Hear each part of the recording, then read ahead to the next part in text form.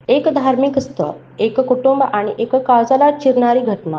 मालमत्तेच्या वादातून एका पित्याने आपल्या पोटच्या मुलाचा जीव घेतला. ही केवळ हत्या नव्हे, तर विश्वासाच्या नात्यावर झालेला घात आहे. वाशिम जिल्ह्यातील कारंजा शहर एका धक्कादायक घटनेमुळे सुन्न झाले आहे. प्रसिद्ध धार्मिक स्थळ असलेल्या या ठिकाणी पित्यानेच आपल्या मुलाची हत्या केल्याचा थरकापजनक प्रकार समोर आला आहे. नेमकं काय घडलं पाहण्याआधी घटनेची सत्यता चॅनलला सबस्क्राईब करायला विसरू नका, जेणेकरून अशा महत्त्वाचे अपडेट्स तुम्हाला मिळत राहतील. चला जाणून घेऊया. 60 वर्षीय गोपाल मोकाडकर आणि त्याचा मुलगा अनिल यांच्यात घरगुती वाद दीर्घ काळापासून सुरू होता.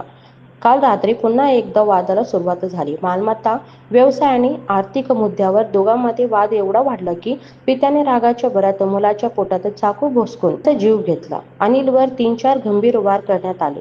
तो जागीच मरण पावला. पोलिसांनी तात्काळ घटनास्थळी धाव घेतली आणि गोपाल मोकाडकर यांना अटक केली. या घटनेमुळे संपूर्ण परिसर भीती व शोककळा पसरली आहे.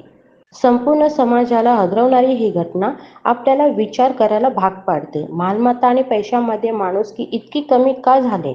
एक बाप इतका क्रूर कसा काय होऊ शकतो?